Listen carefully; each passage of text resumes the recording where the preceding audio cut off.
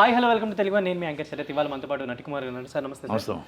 పోసాని గారు అంటే ఇప్పుడు అరెస్ట్ అయ్యి చాలా రోజులు అవుతుంది అండ్ రిమాండ్ కానీ అలా ఇలా తిరుగుతూ ఉన్నారు. ఏపీ టూర్ మొత్తం చేయిస్తున్నారు. సో ఇప్పుడు అంటే పోసాని గారి మాటలు ఏంటంటే, నేను ఆత్మహత్య చేసుకుంటాను ఇంకా అంటే నాకు ఏజ్ ప్రాబ్లం ఉంది, నాకు ఆపరేషన్స్ చేస్తున్నారు, దాదాపు 70 ఏళ్ళు ఉన్నాయి నాకు.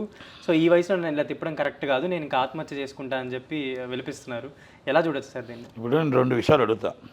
నీకు 87 సంవత్సరాల వయసున్న అంజనీదేవమ్మ గారిని మాట్లాడేటప్పుడు నీకు ఆ ఏజ్ కనబడలేదా? నీకు సిగ్గు కనబడలేదా? మరి నువ్వు అది టోటల్గా ఒక చిన్న పిల్లలు, పెళ్లి కాని పిల్లలు, ఒక చిన్న పిల్లలు పవన్ కళ్యాణ్ గారి పిల్లలను మాట్లాడేటప్పుడు నీకు కనబడలేదా కాళ్ళు?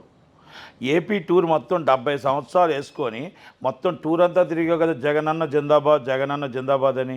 ఇప్పుడు నీ కోట్లమ్మ తిప్పుతున్నారు, కారు వేసారు, ఏసీ వేసారు, కోట్లమ్మ తిరుగుతున్నావు. యాజ్ పర్ లా ప్రకారం తిరుగుతున్నావు. ఇంతకుముందు అడ్డదారిగా తిరిగేవాడు, ఇప్పుడు లా ప్రకారం తిరుగుతున్నావు. నీకేం ఖర్చు? డీజిల్ గవర్నమెంట్ పెట్టుకుంటుంది, నీకు ఫుడ్ గవర్నమెంట్ ఆడుతుంది, అన్నీ గవర్నమెంట్ ఆడుతుంది. నీకేం బాధ?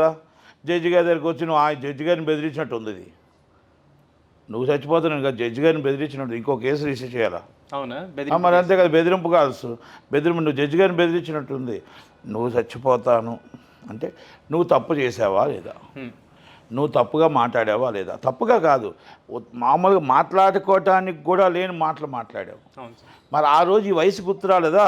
చిరంజీవి గారి అమ్మగారి వయసు గుర్తురాలేదా? నీకు 70 నీకు గుర్తొచ్చిందా? అంటే నీ దగ్గరకు వచ్చేదో నీకు గుర్తొచ్చిందా?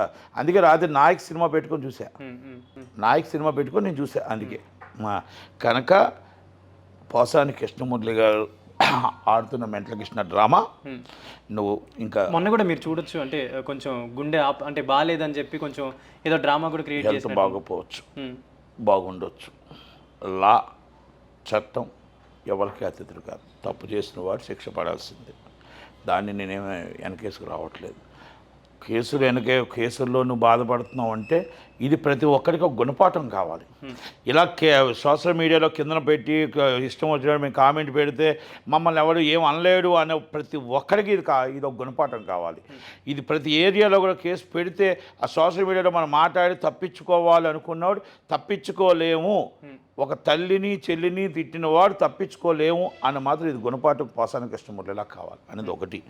రెండోది నేనేం చెప్తున్నానంటే, మనం తిట్టేటప్పుడు మాట్లాడేటప్పుడు మనం ఇష్యూస్ బేస్డ్ మాట్లాడండి.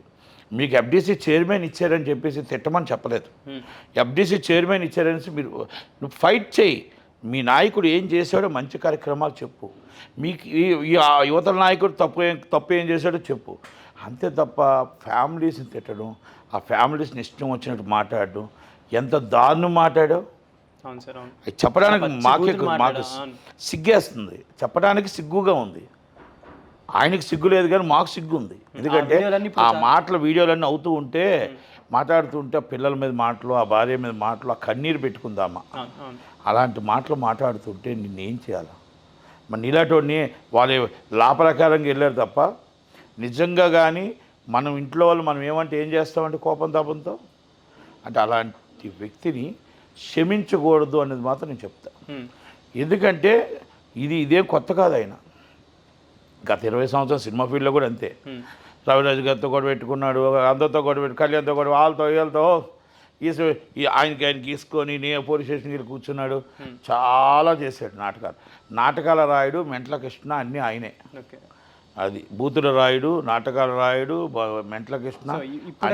ఇప్పుడైతే నాకు తెలిసి ఆయన వదిలే ప్రసక్తి అయితే లేదని అన్నట్టు కనిపిస్తుంది. అంటే ఒక 2-3 కేసెస్ కానీ ఇవన్నీ కూడా చాలా స్ట్రిక్ట్గా ఉన్నట్టు. అవునండి, it's very cases as per law ప్రకారం ఆయన శిక్ష అనుభవించవలసిందే. దాన్ని నేనేమి తప్పయిందే లేకపోతే హెల్త్ అనేది అంటారా, హెల్త్ కాన్షియస్ ఉంటే కోర్టు వారు చూసుకుంటారు. దానికోసం మనం గతంలో హామీ కూడా ఇచ్చినట్టున్నారు కదా, అరెస్ట్ చేసిన తర్వాత మేము ఉన్నాము, మేము చూసుకుంటాం పార్టీ తరఫున అని చెప్పి ఒక హామీ కూడా ఇచ్చారు కదా. మరి పార్టీ చూస్తున్నారు కదా, వాళ్ళ పార్టీలో లీగల్ టీం వీకు. ఎవరైతే పొన్నాపులో చాలా స్ట్రాంగ్ అని ఆయన అనుకుంటున్నారు జగన్మోహన్ రెడ్డి గారు, ఆయనే వీకు. ఆయన ఆలోచన ఏంటంటే చంద్రబాబు నాయుడు గారిని అరెస్ట్ చేయించారంటే అది గవర్నమెంట్ ఉంది కాబట్టి ఈయన వాదించాడు. అంటే ఒక కోర్టు వేసుకొచ్చి 4 గన్మ్యాన్లు పెట్టుకుని వాదించాడు. ఇప్పుడు వాదించమనండి. ఆయన వాదన లేదు. ఆ వాదన లేకే లక్ష్మీ ఎన్టీఆర్ స్టే వచ్చింది. ఆయన దాంట్లో పసలేకే లక్ష్మీ ఎన్టీఆర్ అనే సినిమా రిలీజ్ కాకుండా అప్పటికప్పుడు స్టే వచ్చింది. దాంట్లో ఈయన అడ్వకేట్ తెలుసా మీకు? లక్ష్మీ ఎన్టీఆర్ తరఫున వైసీపీ తరఫున ఈయన అడ్వకేటు. టీడీపీ వాళ్ళు ఒక కేసు వేశారు. ఈ సినిమాని ఆపమని. ఆపాలని, అవును. ఆ సినిమాని ఆపమంటే ఈ సినిమాని స్టే ఇస్తున్నానని హైకోర్టు, ఏపీ హైకోర్టు అంటే ఓకే అనుకొని వచ్చాడు బయటికి. బయటకు వచ్చిన తర్వాత ఏంటని అడిగాము, ఒక పెద్ద మనిషి అడిగాడు. ఏమని అడిగితే స్టే వచ్చింది, మనం దాన్ని ఏ విధంగా చేయాలో చూద్దాం. ఎల్లుండి సినిమా రిలీజు, ఇప్పుడు ఎలక్షన్స్ 10వ తారీఖు, ఇది రిలీజ్ అయితేనే కదా తెలిసేది, మీరు ఎందుకు స్టే అంటే ఏంటంటే జడ్జి గారు స్టే ఇస్తానన్నారు, మరి నేను దానికోసం ఏమంటారు సుప్రీంకోర్టులో చూసుకున్నాను. సో ఇప్పుడైతే ఇప్పుడు అంటే ఆయన వాదన ఎంత అనేది ఉదాహరణ తీసుకొచ్చాను. చాలా స్ట్రాంగ్గా ఉంటుంది. లీగల్ టీము జగన్మోహన్ రెడ్డి గారు చాలా స్ట్రాంగ్ టీం. ఆ స్ట్రాంగ్ టీమే విజయసాయి రెడ్డి గారు. విజయసాయి రెడ్డి గారు లీగల్ టీం నుంచి ఎప్పుడైతే వెళ్ళిపోయాడో లీగల్ పడిపోయింది, ఇల్లీగల్ వచ్చేసింది ఆయనకి. ఇప్పుడు ఆయన చేసిన వ్యాఖ్యలు ఆయనకి ఇప్పుడు గుర్తు తెచ్చుకొని నేను అంటే క్షమాభిక్ష కోరు, అంటే నన్ను క్షమించండి అనే రేంజ్కి కూడా వచ్చేసినట్టున్నారు కదా. ఒకవేళ అంటే వీళ్ళు ఏమైనా తగ్గుతారనుకుంటున్నారా? అంటే తగ్గడాలు ఎక్కడాలు కాదండి, ఎవరు చేసినా తప్పే అది. ఇప్పుడు ఇటు పార్టీ వాళ్ళు తప్పు చేసినా తప్పే, అటు పార్టీ వాళ్ళు చేసినా తప్పే. కానీ నేనేమంటే ఇష్యూస్ బేస్డ్ మాట్లాడండి, ఫ్యామిలీస్ని లాక్కండి, అసభ్యకరంగా మాట్లాడకండి. రాజకీయం అంటే ఒక మొత్తం టోటల్గా ఒక చాలా చండాలం అయిపోయింది. రాజకీయం అంటే విలువలతో ఉన్న రాజకీయం చేయండి, విలువలతో మాట్లాడండి, అంతే తప్ప ఇంత చండాలంగా మీరు మాట్లాడిన వాళ్ళు మాట్లాడిన ఎవరితో తప్పే. కనుక పోసాని కృష్ణమురళి గారు వీళ్ళందరికీ ఒక దిష్టి బొమ్మ. అయితే కేవలం అంటే దిష్టి బొమ్మ అని ఎందుకంటే ఈయన ఫోటో పెట్టి ప్రతి దాంట్లో ఇదొక గుణపాఠం, ఇదొక గుణపాఠం అని చెప్పి వేసి సంఖ్యలు వేసి ఈయన ఫోటో పెట్టి నేను చచ్చిపోతున్నాను అన్నట్టు ఒక ఫోటో పెట్టి మొత్తం పబ్లిసిటీ చేయాలి.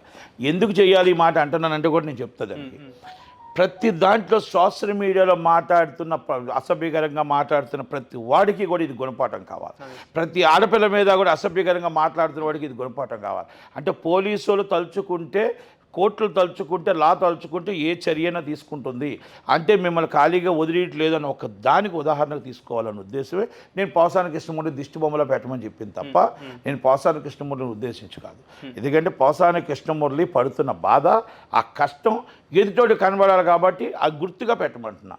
అంటే ప్రతివాడు దొరికింది కదా అని చెప్పేసి ఏదో కామెంట్ కింద పెట్టేసి ఒక అసభ్యకరంగా కామెంట్లు పెట్టి వాళ్ళు చెప్పుకోలేని బాధ నుంచి కామెంట్లు పెట్టే వాళ్ళకి ఇది గుణపాఠం అవ్వాలి, ఇది హెచ్చరిక అవ్వాలి.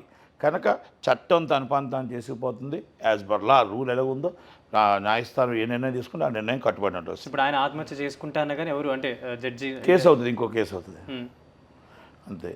అంటే ఒకటండి, చట్టంలో ఏం చెప్తుందో జడ్జి గారు అది చేయగలుగుతారు, కానీ లాలో ఏం చెప్తుందో అది చేయగలుగుతారు. అది బెదిరిస్తే బెదిరిచ్చేస్తే అందరూ బెదిరిస్తారు.